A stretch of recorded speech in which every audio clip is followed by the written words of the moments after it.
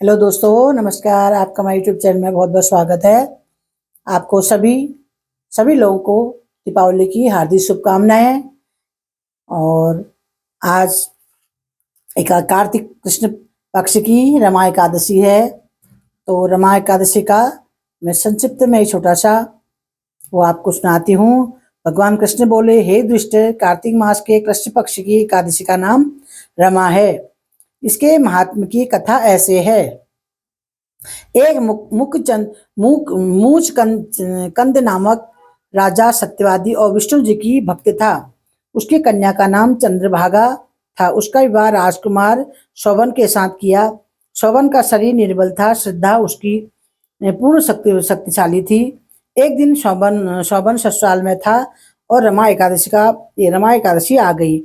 मुचकंद राजा ने ढिढोरा पिटवा दिया। आज सब प्रजा को उपवास करना होगा। हाथी, घोड़े, ऊंट इत्यादि पशुओं को भी अन्न मत देना। राजकुमार शोभन मुनादी सुनकर पत्नी के पास गया और कहने लगा, मैंने उपवास किया तो मैं अवश्य मर जाऊंगा।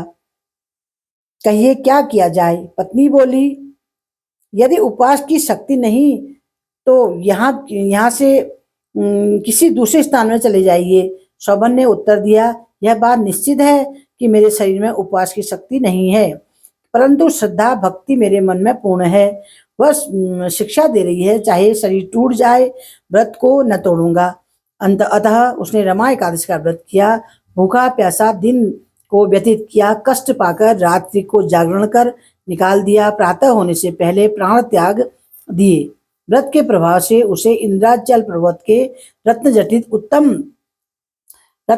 उत्तम नगर प्राप्त हुआ। वहां इंद्र के समान आनंद देने लगा। गंधर्व और अप्सरा उसकी स्तुति किया करते थे। एक समय मुखचंद नगर का रहने वाला एक ब्राह्मण सोम शर्मा नाम का तीर्थ करने को घर से निकला। घूमता घूमता उसी शहर में पहुंचा जहां राजा मुचकंद का दामाद स्वर्ग भोग रहा था।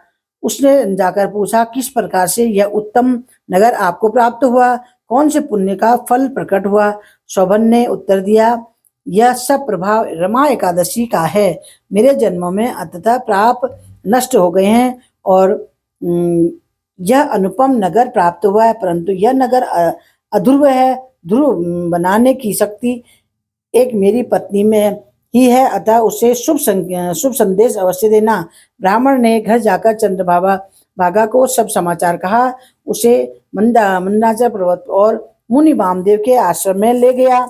मुनि चंद्रभागा ने मंत्रों द्वारा अभिषेक किया। यह दिव्य शरीर धार कर पति के पास चली गई। पति से कहने लगी, मैं जन्म से एकादशी का व्रत करती हूँ। उसके प्रभाव से तेरा अनुपम नगर ध्रुव लोक के समान अचल रहेगा। इस महात्म्य कथा सुनने से विष्णु लोक मिलता है। जो लोग इस कहानी को सुनते हैं उसको विष्णु लोक मिलता है। और इस दिन फलाहार जो है, दिन में केले का सागर काम आता है। इसमें जो केले का प्रसाद जो है, केले का प्रसाद सभी को वितरित किया जाए। तो ये है रमा एकादशी का महात्म्य। तो आपको मेरी वीडियो कैसी लगी? नमस्कार, अगली वीडियो में फिर मिलूंगी। Bye bye.